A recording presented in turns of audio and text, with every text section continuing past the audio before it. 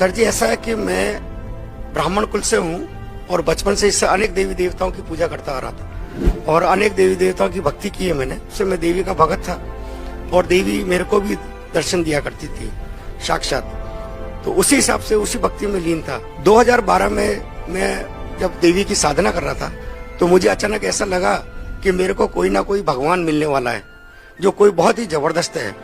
इस प्रक्रिया के अंदर मेरा मन नहीं लग रहा था उस साधना को करने में। तो 2012 के बाद में दिसंबर के अंदर मेरे को एक मेरा मित्र था, उसने ज्ञान गंगा पुस्तक लाकर मेरे को दी। उस समय वो गुरु जी को, संत रामपाल जी महाराज जी को बहुत गालियां दे रहा था। तो मैंने उससे पूछा, भाई आप गाली क्यों दे रहे हो संत जी को? कि देखो ऐसा संत है हमारे देवी देवताओं के बारे में ऐसा बताता है। तो मैंने कहा इसमें ऐसा क्या बता दिया? कि देखो भगवान को भूत बता रहा है। तो मैंने कहा भगवान तो भागवत गीता में बताया है कि मैं भूत ही हूँ, भूतों में सबसे बड़ा भूत मैं ही हूँ। तो मैंने कहा ऐसा करो, आप ये किताब पुस्तक मेरे को दे दो। तो उन्होंने कहा ठीक है, मेरे किसी काम की नहीं, आप ले लो इसको। मैं उस पुस्तक को लेकर जब घर पे गया और मैंने उसको ध्यान से पढ़ा, तो उस पुस्तक को पढ़ने के बाद में मेरे एक श्री देवी का फोटो लगा हुआ था। तो उस देवी को मैंने प्रणाम किया। मैंने कहा अगर ये कबीर साहब भगवान है और ये संत जो बता रहे हैं वो सही है तो मुझे इनसे मिलना है। उस दौरान क्या हुआ, मेरे को अनेक देवी देवता नजर आते थे खुले तौर पर। तो मेरे को लगा ये मेरे को रोकना चाहते हैं। तो जैसे ही मैं रात को सोकर सोने के लिए गया तो बिस्तर पे जैसे मैं लेटा, थोड़ी देर बाद में स्वयं कबीर साहब आए लेने के लिए। तो मैंने देखा स्पष्ट रूप से।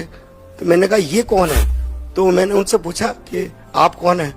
कि अच्छा बेटा बताओ मैं कौन लग रहा हूँ आपको? मैंने कहा आप कोई भगवान ही लग रहे हैं। अरे मैं भगवान ही तो हूँ। मैंने बहुत ध्यान से देखा कबीर साहब के गोल्डन कलर के हेयर, सुनहरे बाल और रक्त वर्ण का, और वो जिह्वा से नहीं बोल रहे, ध्वनि से उनसे बात हो रही थी मेरी। तो मैंने उनसे थोड़ा प्रश्न पूछना चाहा। मैंने कहा उन्होंने मेरे को टोपी उतार के मेरे को बताया कि मेरे को ये 2 गुप्त मंत्र हैं, तत् और सत मेरे को दे दो।